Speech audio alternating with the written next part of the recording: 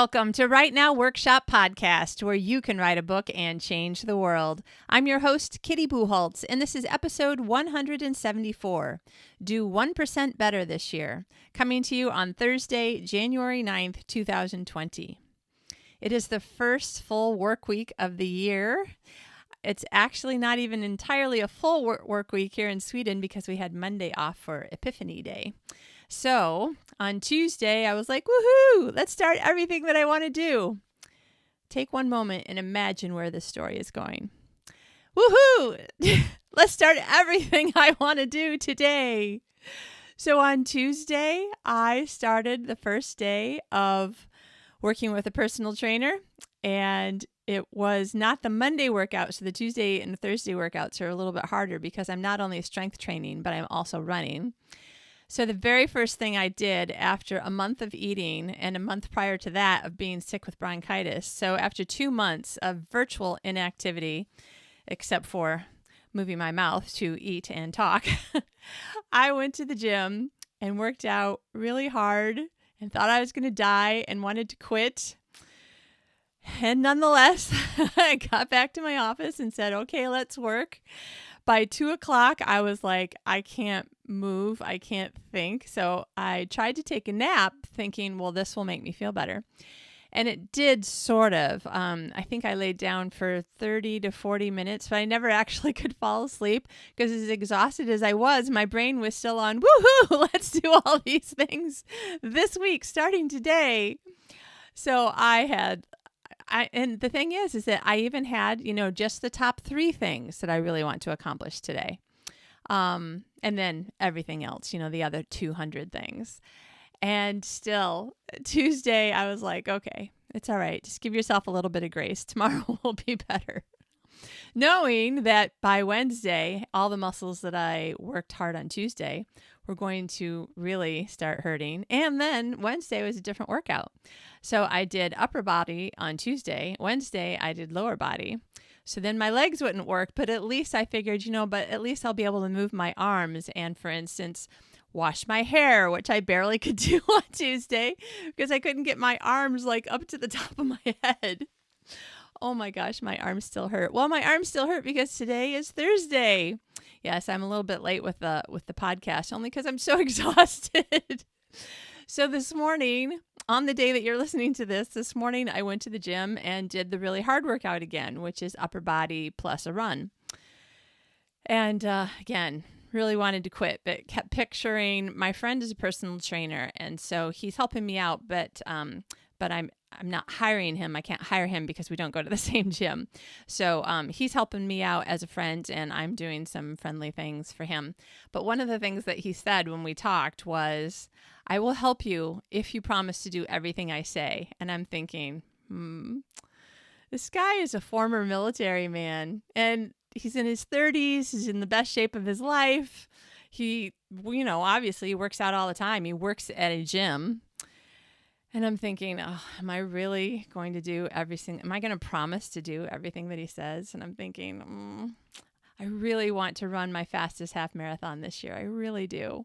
And I just want to be in good shape. I want to be in good shape for my health and because your mental health is generally improved when your physical health is good. So this morning I was like, I'm not going to quit. I told Joe I would do everything he said. I'm not doing it very well. I'll work up to doing it well, but at least I'm doing it. So today I figured the best that I can do is get this podcast episode out and shower. So I did 2 things now today. I've gone to the gym and I've showered. Yeah. But yesterday, so on day 2, near the end of day 2, second day of having to take a nap as well, though yesterday I did actually fall asleep, I'm pretty sure, because it was about an hour before I was like, I need to get up and do more work. But yesterday I was like, okay, that's all right. I hadn't thought through enough how my multiple plans would interact with each other. So I will give myself some grace on some of the work things that I was going to do this week. After all, it is the first work week of the month. And the last 2 months I have done not a ton, mostly because I was sick for 5.5 weeks. and was barely hanging on to the minimal amount of work that had to be done. And then December, it was one of the best Decembers I've had in years and years, because I relaxed, I saw friends, I baked. It was wonderful. Didn't do a ton of work, tried to catch up a little bit on some things that hadn't gotten done in November, but wasn't really thinking of it too much as a big work period, mostly because I've been trying really hard to convince myself that 11 and a half months is really how much time at the most that I need to spend working my butt off, multiple long hours and whatever, because other people get 2 weeks off at Christmas or 1 week off. And I was like, I am taking time off because I need it for mental health as well as everything else. So after all this time, I figured, it's unreasonable for me, now that I've thought about it and now that I'm not doing what I thought I'd be able to do, it's unreasonable for me to have thought that I could just jump back in and be right at 110%. So I decided I was going to give myself some grace this week. I will start my new book next week on Monday. Hopefully I will have gotten used to all the physical exercise and actually have more energy rather than less. And in the meantime, you can't see it, but my office is a disaster because I found 4 more boxes of things that technically need to go into my office. And I'm like, not 100% sure where I'm going to put these things. And in fact, I think I'm going to end up with a box of books. I think I told you before. I think I told you sometime the last couple of weeks. One of my goals for 2020 is going to be to get rid of 1 book per week. On average, so that by the end of the year, I have 52 fewer books, which is good because there's got to be 100 books piled in piles at my feet right now. Again, if you could see it. So, because there's eventually going to be a time when you bought some books at the library sale. That's me. Go there all the time. That you have every intention of reading, but when it comes down to it, life is short. There are more books than you could possibly read in your lifetime, and I have to prioritize the books I most want to read. And there's going to be books that, I'd like to read them, but not as much as I want to read these other books, in which case, really, I'm probably never going to read them. So I'm going to make a box. This is a little bit hard, but I'm determined to try to make my life more organized and add to kind of that settled, relaxed, peaceful feeling in my life. And one of the ways I'm going to do that is to start getting rid of books. So I will give them away, or I will keep a box because I have a lot of books that are new or nearly new. And by that, I mean either I was given them at a writer's conference and haven't gotten around to reading them yet, even though I mean to, or they're old books of mine. I have multiple copies of 2 different anthologies that I have stories in that the idea is to sell them. But at this point, I'm just like, I just want to get rid of them because I just have too many piles of things in my office. So all of these things kind of coming around in a circle to show you the multiple aspects of my life in the last 2.5 days of my first week of the year, that there are always room. There's always room, and there are always times when you need to just ask yourself, do I need to renegotiate what I'm doing today or this week or this year or whatever? So lots of people are talking about New Year's resolutions. I have a class on time management, which I'm going to talk about some of the things that I teach in that class later in this episode. But I think it's really important, especially as someone who is now mostly come out of a very, very bad period of burnout. And that now my new goal is to make sure that I don't accidentally encourage you with all of my wonderful time management techniques on how to make 24 and a half hours out of a 24-hour day, that I don't accidentally push you into a position where you're on the path to burnout and maybe don't even know it. So all those things in mind, this is my encouragement to you to say, if you need to, stop and reevaluate. If things are like, oh, that probably was too many things for me to be able to do the first week or this month or whatever it is that's on your schedule, give yourself some grace and ask yourself, what's the way that I can be successful? One way is to negotiate and put these things onto next week and these things that I was going to do on the weekend onto this week. So for instance, I will need a little bit of muscles to be working when I rearrange my office and do some things with books and unpack boxes, but I don't actually need my brain to be working very well. And my brain is still panting from, oh my gosh, why are we doing this whole working out thing?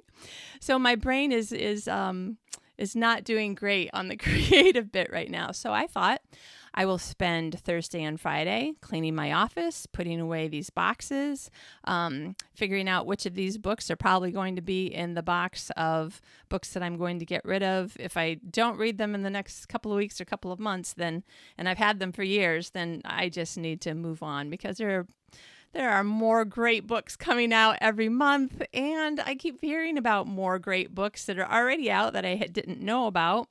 Yeah. And when I compare, I have to choose the books that I'm most going to enjoy. So yeah, it's obviously, you can tell it's difficult for me to get rid of books, but I'm going to do it. And I'm going to not do less writing. What I'm going to do is I'm going to take the time that I was going to later clean my office. I'm going to clean my office now when I'm tired. And then I'll have the time that I would have been much more fresh and cleaning my office, which is not necessarily the best use of, a fresh brain. And instead, I'll use that fresh brain period for writing. Another thing that I've been thinking about this week is I like the idea of writing every morning and getting 2 or 3 hours of work done, and then, some more work done later in the afternoon or evening or weekend or whatever. But I am really, and I'm a crazy person for neuroscience. I am more a person of projects and blocks than, I don't know how to say it, not than I realize, because I do realize it, but it's really a thing for me. My best work is when I do one thing for 3 or 4 hours. Now, that works out lots of times in the kind of business that I have, and even the kind of, job that I had last year. The point is to be doing these 1 or 2 things and spend all day doing them. But I think that I am not able to turn my brain off of marketing and organizing and all that left brain stuff. I don't know, my left brain is really hard to turn off. Granted, my right brain can be hard to turn off too, and my husband will say, okay, dial back into this world. I don't know what you're thinking about, but it's obviously some fictional thing, because you're obviously not really with us here. So yes, that's hard to turn off, but it's frustrating for me. I don't know if you just heard that, but that was a stack of books falling over behind me because I accidentally moved 1 inch too far. Really need to take care of this office. But I find it difficult to go from left brain to right brain with any kind of efficiency. Now, I'm reading some books on habit. I love neuroscience, and these habit books have been taking tons of neuroscience stuff, making it interesting. So I'm just telling you, these books are interesting. They're not sciencey exactly. They just have a lot of interesting science stuff told in the form of a story. I just want you to feel like, okay, well, maybe that would be a book that I would be interested in. So I'm reading Atomic Habits by James Clear and The Power of Habit by Charles Duhigg. They're both different. They're just in different ways, but they're both talking about how habit works and how you can make habit work for you. So for instance, one of the things I've been thinking about this week is that part of a habit, the very first part of a habit, is the trigger. What is the thing that makes you start the habit? So for instance, at night, I start feeling a little sleepy, and I'm like, oh, I should go brush my teeth, go to the bathroom, and get all my stuff out for tomorrow. So right now that means getting out my fresh set of gym clothes for tomorrow. And then I'm like, oh, okay, well, now that I'm getting out my fresh set of gym clothes for tomorrow, let's just make sure that I have my whole gym bag packed, because I unpack it every day because I hate the idea of a smelly gym bag. So I put my my gym shoes back into it. Here, I don't know if this is true in other places, but I haven't belonged to a gym before where you can't wear your street shoes. So even if you wear sneakers on an everyday basis, you can't wear them into the gym and around the gym because they don't want all the dirt and scratching the floor, and it's just also gross to have all the dirt in there. But anyway, so depending on what I'm going to do the next day, I just have my regular gym shoes or my running shoes, and then my bottle of water, and then I put the house keys. Recently, I've been putting my wallet in my backpack, like just in case I'm at the gym and I'm really tired because I've worked out really hard, and what I really need is a something or other from the grocery store. I haven't actually done it, but just in case I really feel the need to stop at the grocery store for something on the way back from the gym, I've been putting my wallet in my bag, and then my phone, my earphones, my iPod for music. Yes, my old iPod still works. Yay, thank you, God. And oh my gosh, the first day I forgot this stupid thing with I love all my Apple products, but some of the things that they decide to do are really stupid and do not fit at all the way that I do things. So I have to remember the stupid dongle that you need in order to plug in your headphones to your iPhone. And I didn't have it on Tuesday, so I just had to listen to whatever, which, the gym music isn't always your kind of music. Sometimes it is. Sometimes it isn't. Anyway, so I went from the trigger of being tired to, I should brush my teeth and get ready for bed, to, one of the things that I do when I brush my teeth and get ready for bed is put out my stuff for tomorrow. So let's think about all the things that I need tomorrow. And I pack my bag. And then for the most part, I can go to bed and everything's done for the night. Those are my things. And I get out some, melatonin and stuff so that I can hopefully sleep, though.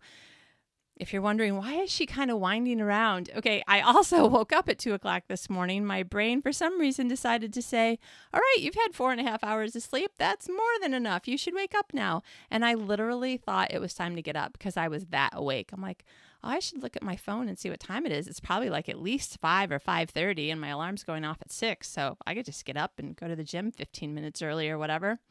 Yeah, no, it was 2 o'clock. Oh, my gosh. So all of these things coming together for me to be not quite as awake as I feel I need to be in order to focus on nice, good, fun, creative time. So reading these 2 habit books, thinking about the habits that I have, and thinking, one of the problems with my writing right now, and the problem is actually probably at least 2 years old from the last time that I was writing every day. I don't have a specific trigger. I don't have that, it's, I'm getting sleepy, it's time to get ready for bed, which leads to like 16 things that I do. But I do them without really thinking because now they're things that I do all the time. And they had a trigger, which just kind of gives you this automated response. It's like signing up for a newsletter list and getting those automated emails. I know you know what I'm talking about because this is what we do as independent writers, right? Okay, so I need to find a trigger that's like, this is happening. That means it's time to go write. And anything that has already engaged my left brain kind of is canceling out any ideas of triggers for right brain activity that I had.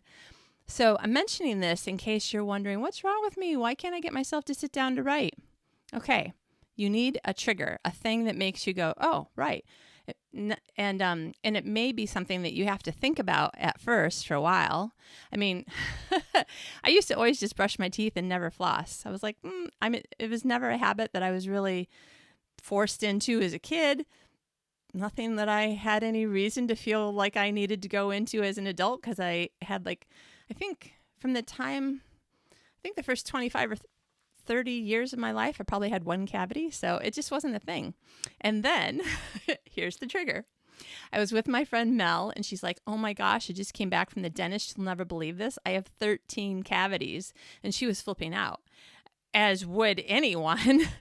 And she said her dentist told her that she needed to floss every day and that it was a big deal and she needed to do it. And I was like, holy cow, it's that big of a deal? I'm going to do it because I don't want to one day go to the dentist and go from, one cavity to 13 cavities. So that was like a huge sort of, moment. And it was definitely a trigger. Since then, which has got to be 8 years, it's got to be at least 8 years ago, I have probably not flossed at night easily less than a dozen times, maybe less than a half a dozen times. And I think only 1 or 2 times was not having to do with the fact that I was on an intercontinental flight for 15 hours. So, wow, that's a trigger, right? So then that automatically got added to my nighttime brush my teeth, then floss. Okay. How can we do that with writing if one of our issues is how can I get myself to sit down and put my butt in the chair? I don't have an answer right now, but that's what I'm going to be thinking about. And if this is one of your issues that you've had for 2019 and or before, then what you need to ask yourself is what can be the trigger? What can be the thing that when I do this, it means that I'm going to sit down? I am not sure what I'm going to do, but I'm kicking around the idea of instead of trying to do 2 hours of writing 5 days a week, 2 or 3, that I might do 2 days of writing all day and not doing anything else, not working on the podcast, which will be a little bit hard because it means not interviewing anybody. And because I live in Sweden, I'm mostly interviewing people at night. Well, I guess would be a long day, but I could write for 6 or 8 hours during the day, and then it would be time to interview someone. So now that I'm thinking about it, talking to you, I'm like, okay, that could work. But I'm thinking I might actually get more writing done if I worked for 2 full days instead of 2 or 3 hours every day. I think I might try that next week. Yeah, because here's what I want to, this is my take. You've probably heard 1,000, maybe not 1,000, 100, a dozen people talking about time management, New Year's resolutions, goals, goal setting, project management. And so I just want to give you another way of looking at it, which is A, habits. And I'm going to come back to these 2 books in a second. And B, rearranging things and trying new ways to see what works. If something works, for heaven's sake, stick to it. But if it's not working, like, why keep forcing yourself? And so I have to say that me writing every day for just a couple of hours has never, ever been a good habit for me. I mean, it's not something that I found easy to stick to, and it's not something that I found incredibly productive. I've always been far, far more productive if I take, 3 to 7 days, which has often been going away on a writer's retreat, but I've also made it work at home. 3 to 7 days where I block off time in the calendar as if I'm on vacation, out of town or whatever, or I actually am at a writer's retreat, and all I do is write. And I really don't answer email, and I really don't do anything except for some exercise. It's not even necessarily always going to the gym, but sometimes just during that period of time, I'm just stretching and stuff. It's a matter of sleeping and writing. That's kind of it. So I am going to take the things that have worked for me in the past and try to organize them into like a scheduled way that I'm going to do things this year. So think about that. What are the things that have worked for you in the past, and what are the things that have not worked for you in the past? So for me, writing trigger, don't really have one, need to find one. And writing a little bit every day versus writing all day for 2 or 3 days. I probably couldn't do 3 days unless I add the weekend, but now I'm just like talking out loud with you, just trying to think it through. Anyway, if I worked the same amount of time in 2 days, I would probably get way more done according to my past experience. Okay, so that's one set of things for you to think about. There's like 4 parts to it or something, but that's one set. So now, going back to these books, Atomic Habits, James Clear, the author, talks in the beginning, and go ahead and download the Kindle sample to Atomic Habits, because I have a feeling that you will be like me. By the time you get to the end of the example, like today, I'm headed over to the bookstore to order a copy in English, because I'm like, this book is awesome and I must own it. And books like this, I like to highlight and mark up and turn down the pages and add sticky notes and stuff. So I'm buying this one in actual paper.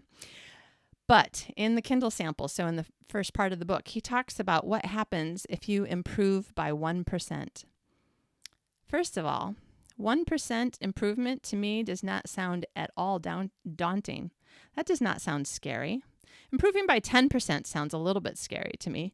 Improving by 50% sounds like, okay, I can make that a goal. I have no idea how I could possibly do it. And so when I talk about improvements, it could be anything. When people talk about, I'm going to make my monetary goal, my income goal, to be a 50% increase.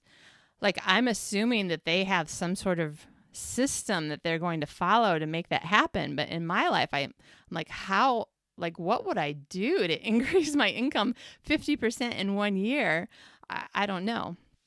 I'm going to come back to that in 1 second. But a 1% increase. So if you ever went to business school, there's a, what would it be called? A principle called Kaizen. It's a Japanese word that means continuous improvement, or the art of continuous improvement. And the first time I heard of this, I was maybe 18 to 20, and I fell in love with it. I loved the idea of continuous improvement.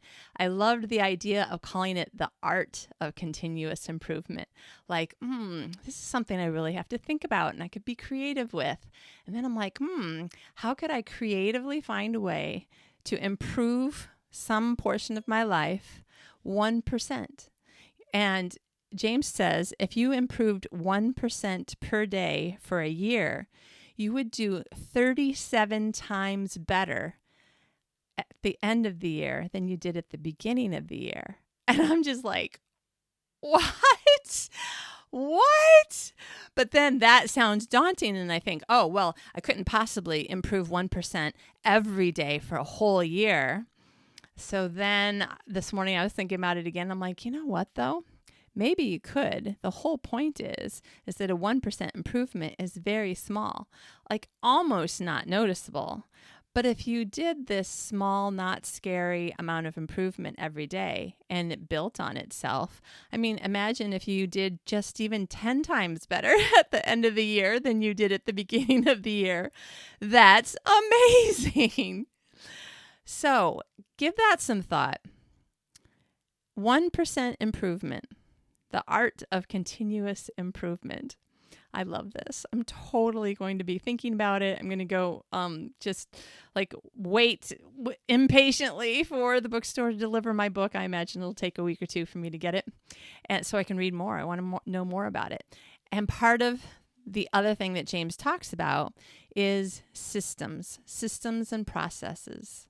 So saying I'm going to do this and this is my goal and I'm going to write 3 books this year and host 2 online classes and a writer's conference and I'm going to run a half marathon, and like that's all fine. But what is your system or process for making these things happen? Well, anytime that you can build a habit, you're able to kind of relegate some of your tasks to a portion of your brain that doesn't have to think as hard. You know what I mean? It's a habit. You really aren't thinking about it too much. The worst thing for me when I'm brushing my teeth is if I allow myself to start thinking about other things besides brushing my teeth, I realize that I have been brushing the same set of teeth for like a minute. I have to be thinking there's a little setting on the electric toothbrush that it's 30 seconds per quadrant of your mouth. And I have to make sure that I get all the teeth in that quadrant and not just a few of them, because my mind goes off and I'm like, oh, wait, I didn't brush the other side of my teeth in the last 30 seconds. And I have to come back and do it again. So if you can get some of the things that you do to be habits by virtue of creating a system or a process by which you are just doing this thing. There's this trigger, which leads you to do this habit, and then you move on and do other things. And then there's habit stacking, which is like my nighttime routine. I start to get sleepy. That's the trigger. So I go to the bathroom and brush my teeth, floss my teeth, and then I always, I don't know, there's something about toothpaste. I always need to put chapstick on after I brush my teeth. And then I'm like, oh yeah, and I want to put hand lotion on so that soaks in all night, makes my hands not feel so dry. Okay, and then, oh yeah, the other thing I have to do is get out all my gym clothes. Oh yeah, that means that I need to fill up my water bottle and get like the whole bag of stuff ready. And then, okay, I'm on my way to bed, so I just need to get out my melatonin, make sure my water bottle on the side of my bed is full, make sure my glasses and my Kindle are there, because I pretty much almost always have to read myself to sleep to get my left brain to turn off. And all of those things are stacks of habits. You see what I mean? It's totally cool, right? Okay, so then while we're talking about time and project management, goals for the new year, goal setting, how are we going to accomplish things? How can we get done either more or better than what we did last year? A lot of it is going to come down to what are the kinds of systems that we're using? What are the processes that we've been following or creating? Are they working? If they're not working, that's what we need to change.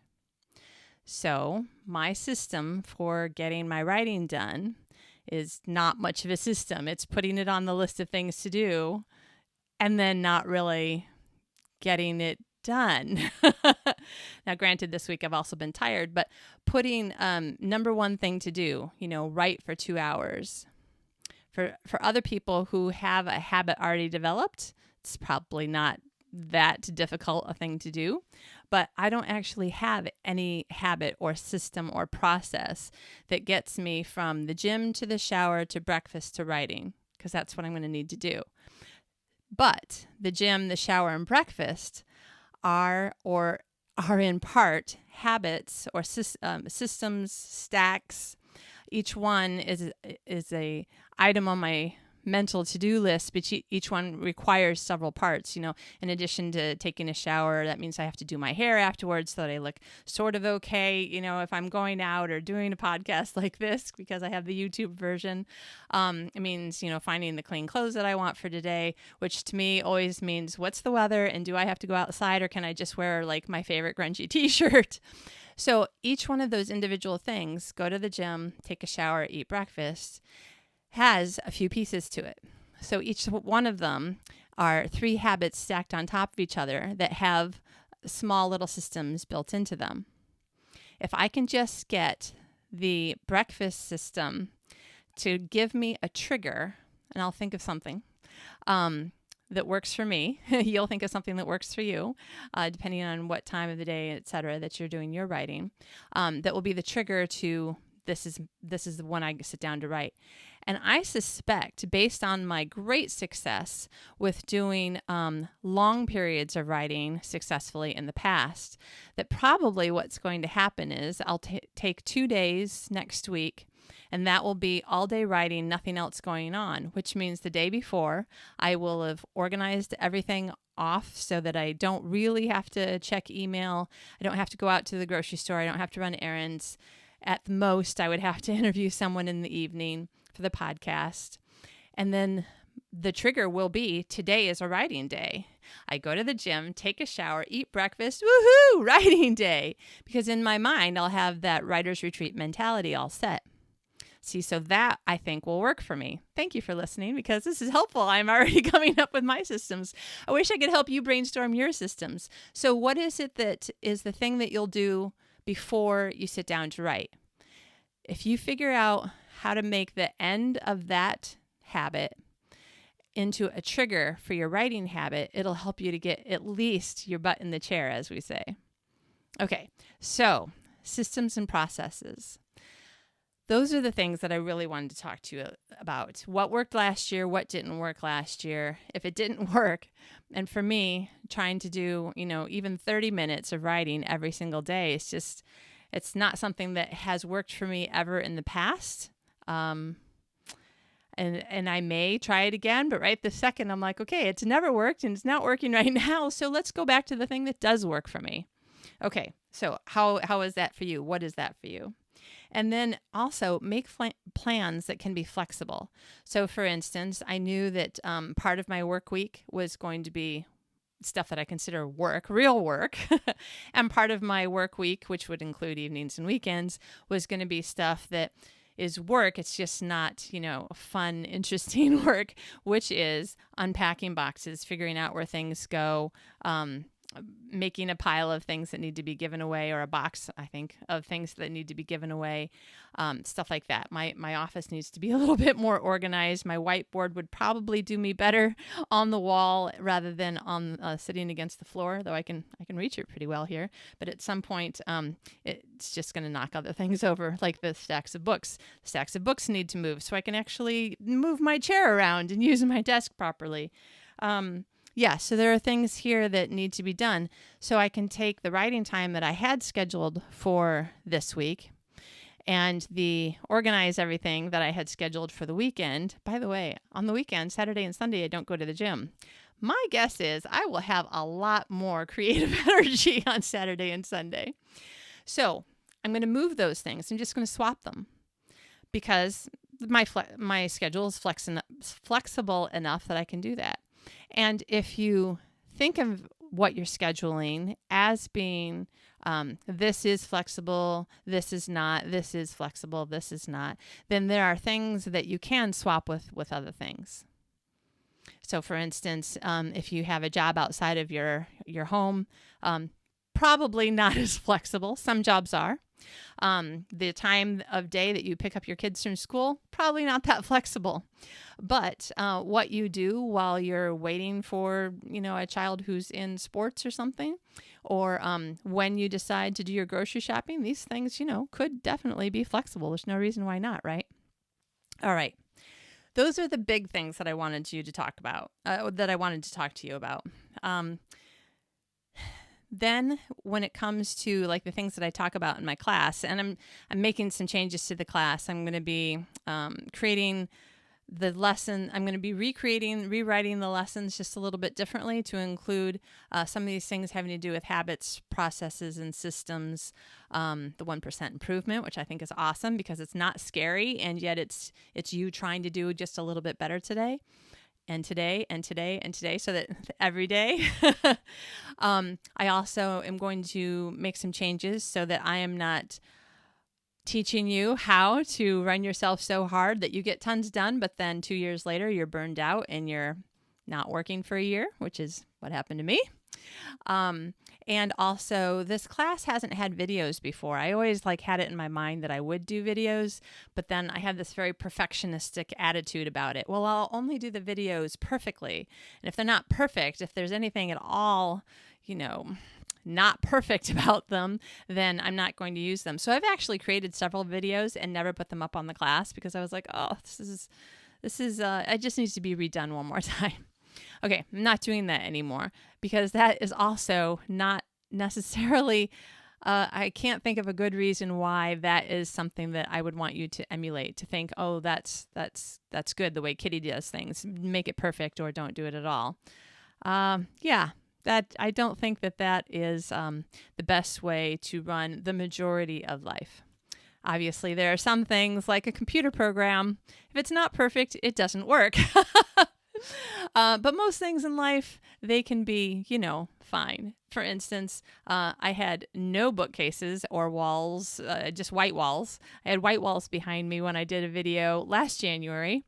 And I was looking at the video going, it looks like you're in an asylum or something. It's just all white. You almost couldn't even tell because of, I must have had good lighting at least, because you almost couldn't even tell that it was a room for sure, because you couldn't see the seam, where one wall met the other wall. But this year I at least have bookcases, and then for a while I had no books in them, and now I have books in them, but you can tell if you look behind me on the YouTube video, they're not all entirely organized yet. And I just told you I have 4 or 5, something like that, stacks of books on the floor. So 1% improvement. This is something that is not scary and will actually make a difference. Now that we are thinking about these things, the things that are already in the class that I already teach are a portion of that is this. So I'm just going to give you sort of the quick overview of the big parts that if you haven't done them yet are the things that I would suggest you do. The first thing is write down a list of every single thing that you have going on this year, whether it is and I think you should write it down, not just have it in your head, because I'm always thinking of 70% of the things and then going, oh yeah, and that, oh right, and that. In fact, there was something I thought of last night while I was wishing that I were asleep, going, oh my gosh, that's not on my list. It's on my mental. Of course, that's one of the things that I'm going to do this year, but I hadn't actually written it down, which means that I hadn't planned, oh right, I won't even be in town for a week for my anniversary. So I can't be planning on working. I can't be assuming that I have, that week that I could get a week's worth of work done. So I need to write it down on the schedule. Now, even if you're watching on YouTube, it is too big of a whiteboard, and I would never be able to make it show entirely on the screen, so I'm not going to try right now. And for everybody listening on audio, you can't hear it anyway. But this is what I've got.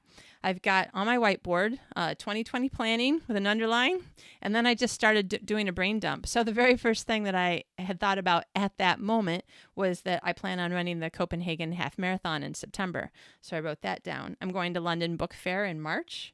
Then I remembered that John always has to take, so funny / weird, but in Sweden and particularly in a lot of the companies that you work for, you have to take the majority of your vacation time in the summer, which means that John has to take 3 weeks of vacation in July, which is crazy and awesome. So I wrote that down because that means that we'll for sure go someplace for a week. We actually already have some tentative plans. And at most, I think we'll have a week where we're both just like, let's have a writing retreat here at home. But I have to take into account that there's 3 weeks that are going to get quite possibly little or nothing done. Then I've got my Right Now workshop conference coming up in October. Woohoo! And you can be the first one to know it is definitely going to be the second weekend in October. And I've got so many exciting details to tell you, but I'll do that on another episode. But you can look at the second weekend in October, Writers Conference, Malmö, Sweden. Woo! And I'm also going to make a vacation destination package. So if you are thinking, you know what, if I went to Sweden and it was a vacation and a writer's conference, like I could write off part of it, I could do some research, and I could just like see part of the world maybe I haven't seen yet. So Wednesday and Thursday, I'll have a bunch of like tourism events that I'll have pre-scheduled for you so that you don't have to think about it.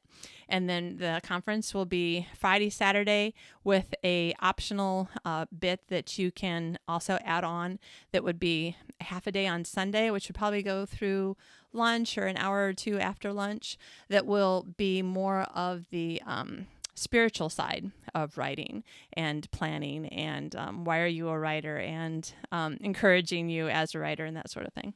Okay, so I've got those 4 things down on my basically brain dump list.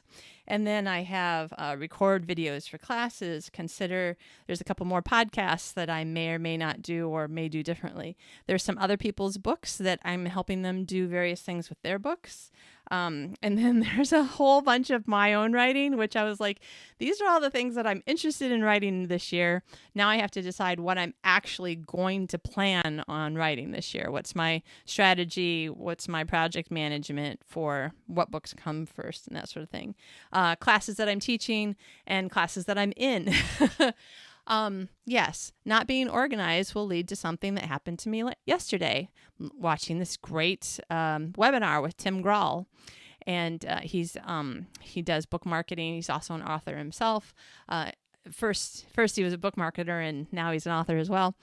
And I'm watching this webinar going, oh, this looks like a great program, Author Platform 101. This looks great. That looks great. Oh my gosh, this is great information. I wonder, like, can I remember all the stuff that he's teaching and just go try to do it by myself, or am I going to look into buying it? And then he gets to the end, he's really talking more about the program. A lot of webinars, they teach you stuff, all free information, good information that you can go apply. But then they tell you about their class where they're going to, teach you even more. And I'm going, wait, do I already own this program? Short version, sure enough, yes, I did. I hadn't started it because things happened and then I got a job and I forgot that I had bought this program. So one of my 2020 goals is to actually go through many of the classes that I've already paid for and not finished or not even started. So as you can see, lots of things that you might be writing down. Then there's things like birthdays, anniversaries. Is there any big number thing that is going to be an event, not just a day or an evening or a weekend? Is there any children's birthday parties that you're knowing that you're going to plan for? Are there any weddings? All of these things usually take more time than we actually plan to give them. So then I also asked myself, how much time do I think I should actually, like if the wedding is one day and I'm not a member of the family and I'm not a close friend, I'm not a bridesmaid, I'm not helping out, I'm not helping planning, I'm not helping clean up, then I can pretty much say, all right, it's one day, just the day of the wedding. But if I fit into any of those other categories, you can be assured that wedding will take much more time. So, do you have anything like that coming up? Keep in mind that if you go to a conference, there's travel time. Before travel time, there's packing and unpacking time. And depending on how long you've been gone and which time zone that you're in, you might need to give yourself some grace for jet lag. So these are all the things that I want you to write down on a piece of paper or a whiteboard or whatever. Now you can start kind of organizing them, prioritizing them. So for instance, I am absolutely definitely writing the next book in the Strays of Loon Lake series. Yay! So if you've read Welcome to Loon Lake, the short story, or Love at the Fluff and Fold, arguably the best book I've put out so far, which is a sweet romance, I am now writing the second book in that series. Welcome to Loon Lake was a short story, so it's like a prequel thing. And that will be definitely the next book that I'm writing. But I also have some nonfiction that I want to do. I want to do the book version of this time management class, especially because I want to get in some of this burnout stuff and some of this habit stuff and things that I'm not sure that other people are talking about. And definitely things that I want to encourage people with, especially writers, of course. It'll be mostly for writers. So I have to organize and decide, what's the order I'm going to do everything. Then the next thing you want to do is look at a year calendar, and you can print one out at timeanddate.com. You can just print out a one-page letter size or A4 size paper that has the entire year on it. And then what I do is I X out all the days that I know I'm not working. So for instance, January 1st, for sure not working, because that's the day that John and I always do a big movie trilogy, like sit on the couch after having been out watching fireworks the night before. This year it was Lord of the Rings again for at least the third time. That's like 11 or 12 hours. Definitely have no time. I never planned to work on January 1st anyway. I X out my birthday so that I have the opportunity to take it off if I want. I X out my anniversary, but this year, wait for it, it's our 30th wedding anniversary. Can you believe I've done anything for 30 years? But I have managed to stay married to the same person and stay in love. I feel very blessed, very lucky. And by the way, it was a lot of hard work too. So we are, because he got in a motorcycle accident right before our 25th anniversary. So even though that's kind of traditionally the time that you would have a big party or go on a big trip or whatever, we're doing it on our 30th because we couldn't do it then. So we are planning a party, and then we are also planning on being away for a week. So the party is not only going to take that day, but it's also going to take some amount of planning beforehand. It's going to take some amount of shopping beforehand. Probably more than I think, but I'm going to have some people help me, and I love organizing this sort of thing with Excel, so I'll probably do that. All these things take time. If things go really well, I will only be doing it evenings and weekends, not taking part of my work time. But I need to make sure that I'm not thinking to myself, oh yeah, I could also write every Saturday. Not if you're planning a writer's conference and planning an anniversary trip and doing other things. Okay, you see what I'm saying? So X out all the days that you already know are not going to work for you. I have been trying to X out the last 2 weeks of December every year because I feel like I, in general, work hard and often work too hard and really need that break. I find that writers and entrepreneurs in general don't take enough time off, not enough good, restful, peaceful time off. Arguably, Christmas is not the most restful or peaceful time, but I like Christmas. I really do. I like seeing all my friends and doing things and baking. I love baking. And I like having time so that it's not stressful. It's just nice. And that's part of the reason why I take off those 2 weeks. So then, and this is all like top of mind stuff. So you will probably come and add in more things later, more things on your list of, oh, I totally forgot. Of course, it's this other thing is happening or this other conference. I already signed up for it, in fact, so I know I'm going to it and I just forgot to write it down. And you might go over these two things, the list and crossing days off, a couple more times. So that would be the big first step. then the next step, and then I'm going to stop talking and just let you get some of this stuff done. The next thing then is to look at the amount of time that you can spend writing and doing writing business. Maybe try to break it down in your mind. Like, am I going to do marketing stuff, social media stuff every day, or am I going to just do it all on Friday or all on the weekend, or I'm going to do it all on Thursday night?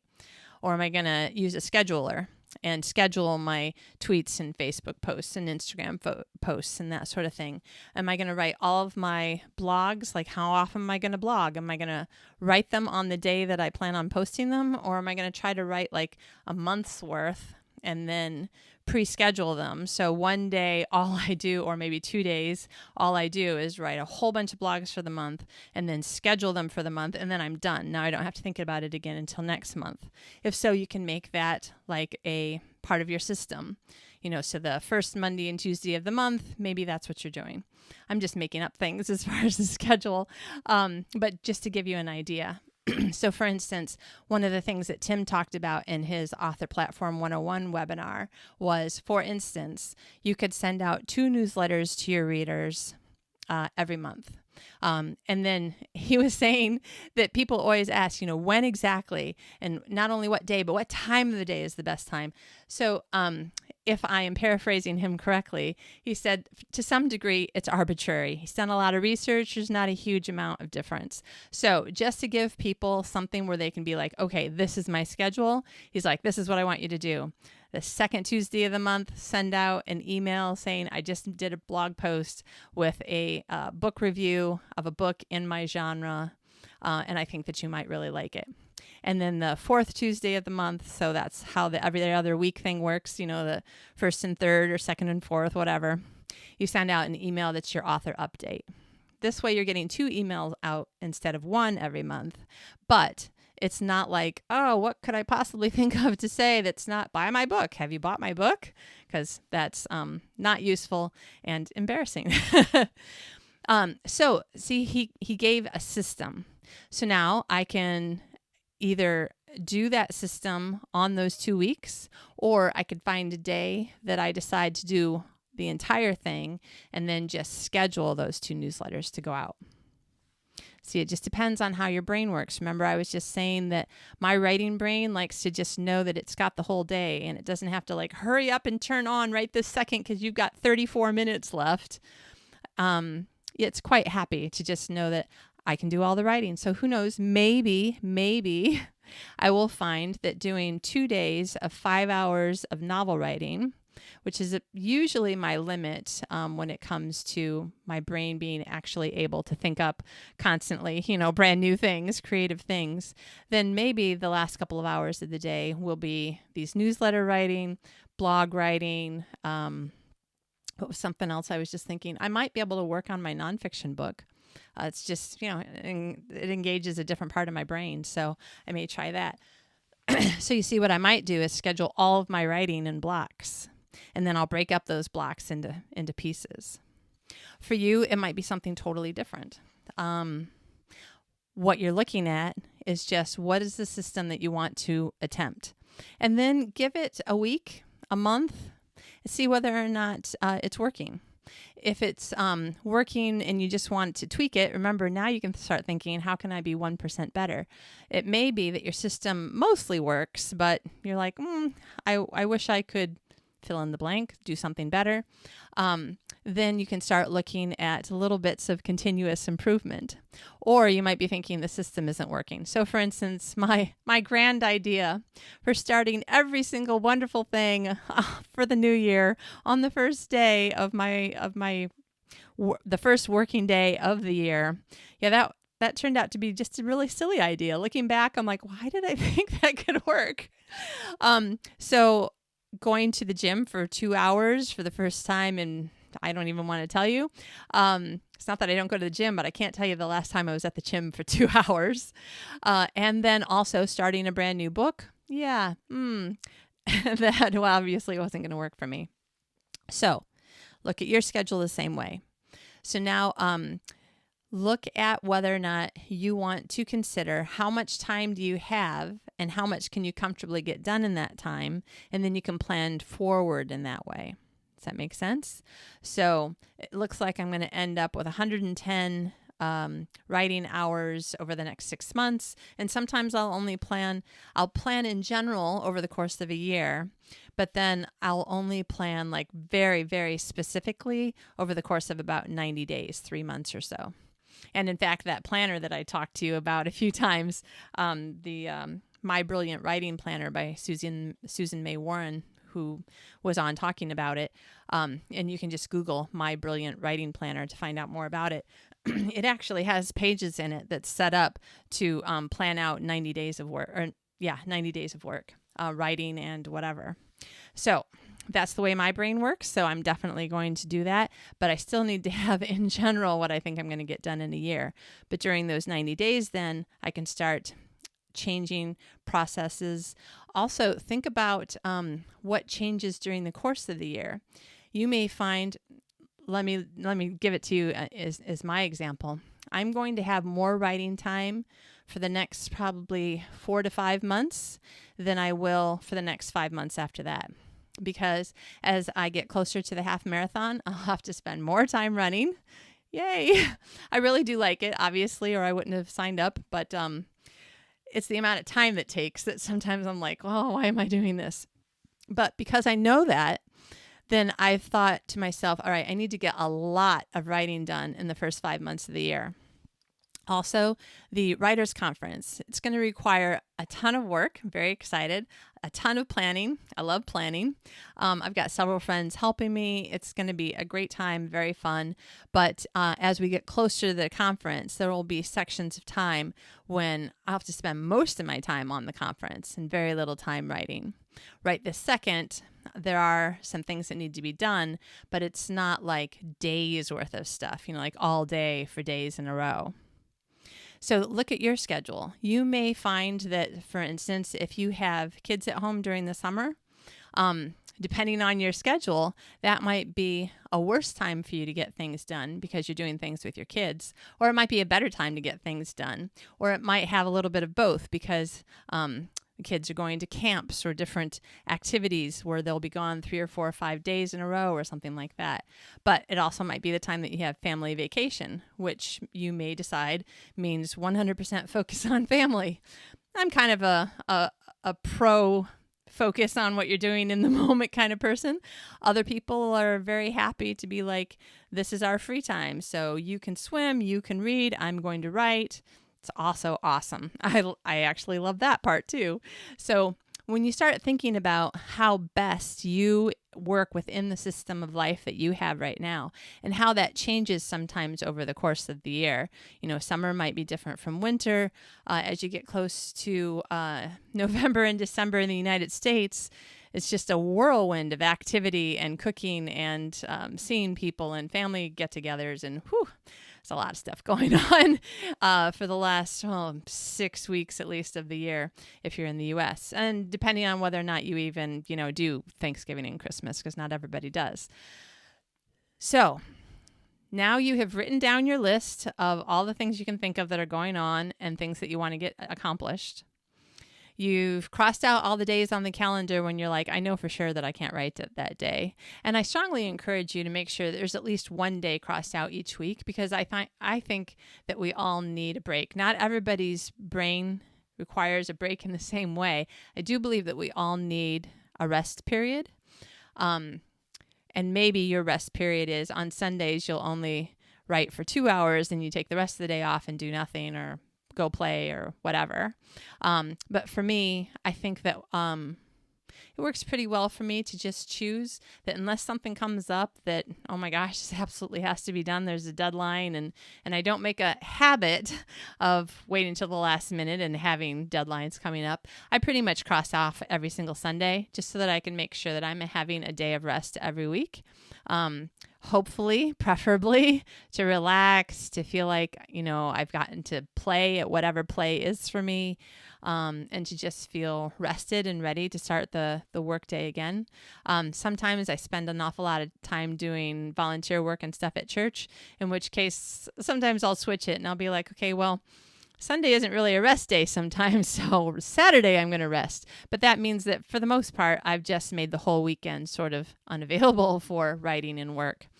But since I am now home every day, with this being, what I do, then I am not terribly against only working 5 days a week on it. So what are you thinking about doing? How much time do you have?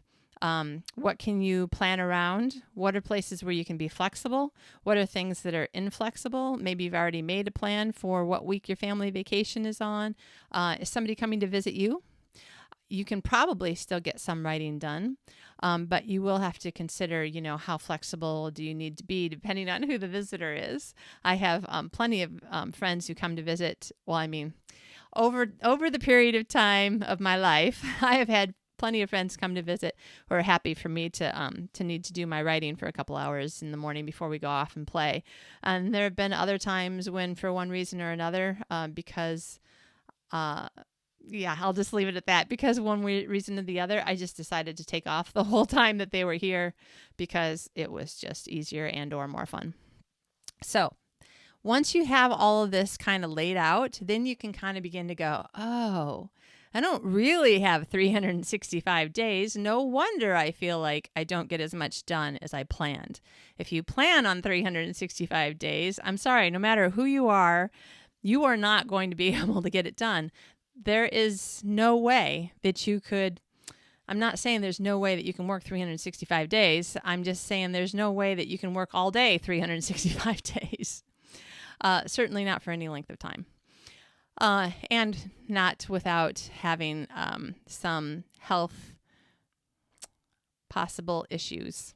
And I mean mental health, physical health, spiritual health. Your brain does need a break, a rest. Your body needs a rest. That's why I work out 5 days a week, not 7, because we know that your body needs rest in order to recover. Your brain needs rest in order to heal, recover, file everything in the right place so that you can remember it for later.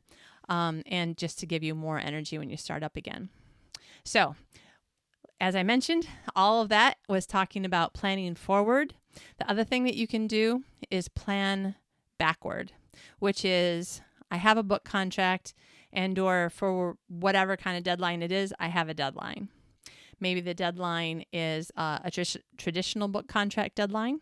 Maybe it is your own self-published book deadline, publishing deadline.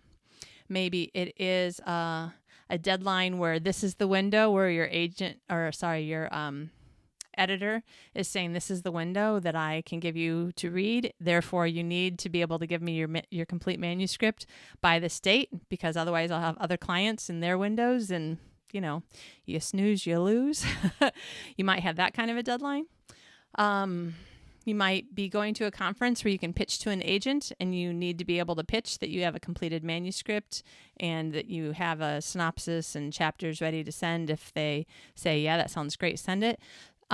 Lots of reasons why you might have some sort of deadline, in which case you need to plan backwards.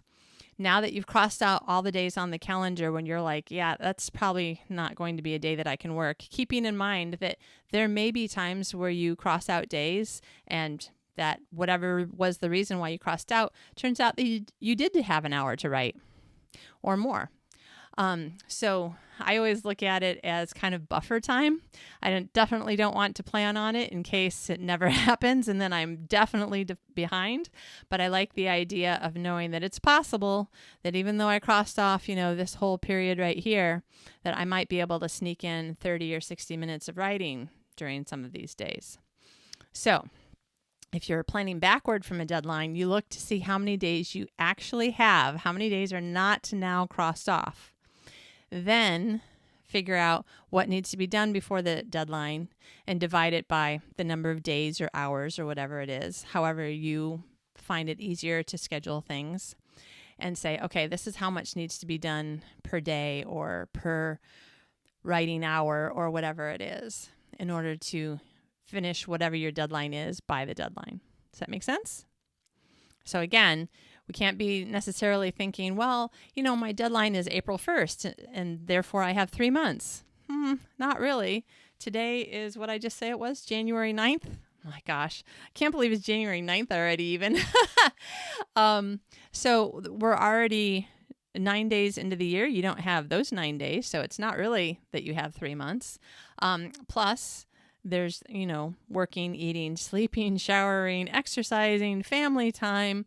How much actual time do you have to, let's just say that you're writing, you have a writing deadline for April 1st.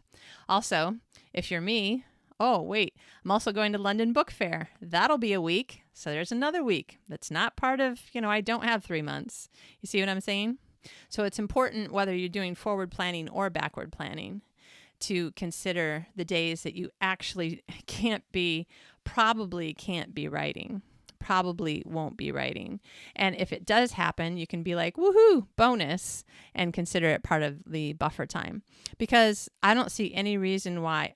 I know it will happen, but I don't see any reason not to plan things so that within your realm of control, there's no reason not to be able to plan things in a way that you are living a moderately peaceful, comfortable life. Sometimes working harder than others, sometimes working more hours than others, but not the kind of life where you are consistently not getting enough rest, not getting enough, solid sleep, not getting enough walks or exercise of some kind, not getting away from your computer enough, because the only way is just to power through for months and months and months and months and months.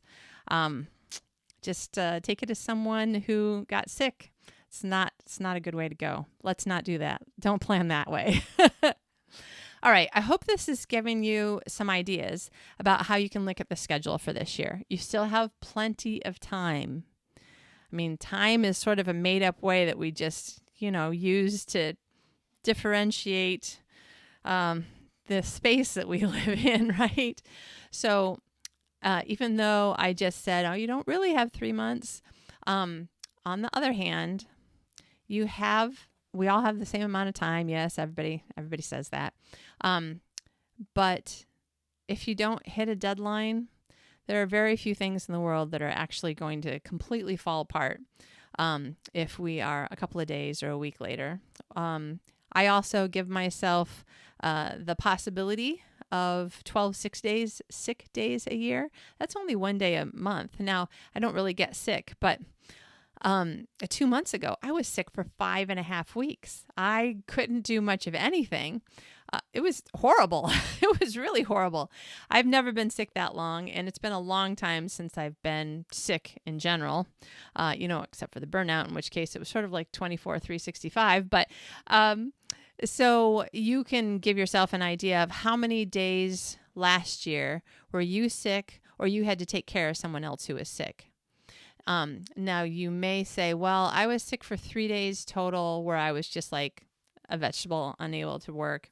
But my kids were sick for all the kids, it was 10 days. But maybe during those 10 days, you probably were able to get 1 or 2 hours of writing and or work done, maybe 3 or 4, while the child was sleeping, watching TV or whatever. So you could be like, well, so that's like 3 days for me plus 10, but let's say that I was able to work about a quarter of those days. So let's just call that 7. So we'll call that 10 days total. You see what I'm saying? So also plan around the things that you can't plan around. Give yourself room in your calendar for the unexpected. Last week, or actually I think it was just on Sunday, the episode was on adding white space to your life. So episode 173, the one right before this one, if you're looking at your podcast app. If you didn't listen to that one yet, give that one a listen. Adding white space to your life will also give you a greater sense of peace. Just feeling like there's room to move. So altogether, if you take all these things and think them through and write them down, I think that it's going to help you to have a fair plan, even without, the details. I go into an awful lot of details in my class, particularly details for people who like details, but I also try to have a lot of, like if you're a seat of the pants, if if you don't like to plan exactly, I also try to give tips on how you can keep making progress and improve over last year, even if you're not a planner. Though at least this amount of just figuring out how much time you really have, what needs to be done, and then prioritizing it, and writing down everything, your personal life. Like I have the Copenhagen half marathon on there, and my wedding anniversary. And then also remember to put down the things that are just daily things that you always do that maybe you just forgot to write down. Like, I'm pretty sure I didn't even put down my podcast, which takes me like 10 hours a week or something. So, all right. What do you think? Is that helpful? Maybe a different way of looking at things than some of the other podcasts and articles and stuff that you've been reading, or at least adding some more things to think about. So improve 1%. Develop a trigger that gets you to do the habits that you want to create in your life, including sitting down regularly, whatever regularly is for you for writing. I love that constant improvement thing. I've just got that in my head now to the point where I'm like, what was the other thing? 1% improvement, systems and processes that help things to just kind of go smoothly, including having a trigger, and then writing down everything that you hope to accomplish this year, then prioritizing it, then printing out a 1-year calendar, maybe from timeanddate.com, and crossing off all the days that you're like, well, no, I'll be on vacation here, I'll be at a conference there, I'm going to take off, 1 day a week for sure, or whatever, and then see how many days are actually left. Then look at your list and figure out how much time do I think that these projects will take, from exercise down through writing and, publishing if you're a self-publisher, marketing, and marketing. That's another thing I didn't put on my list because it's just part of in my head, it's a part of the everyday things that you have to do.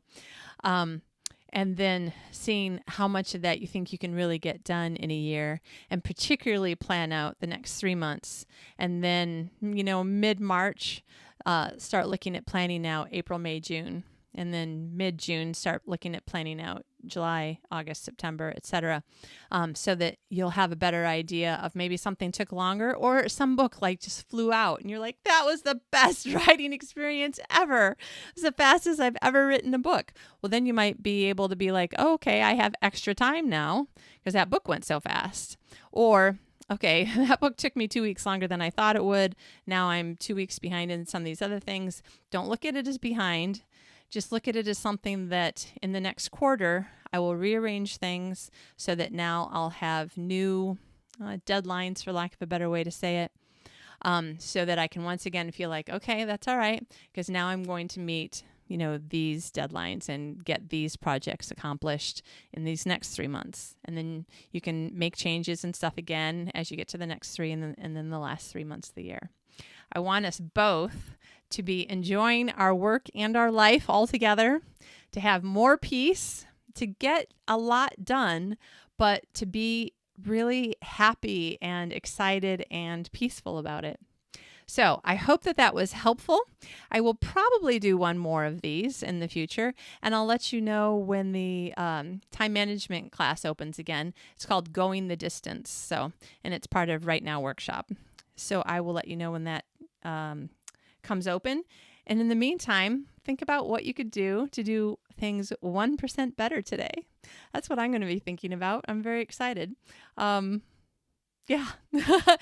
now, my 1% better is going to get my office probably 15 or 20% better. So yay me.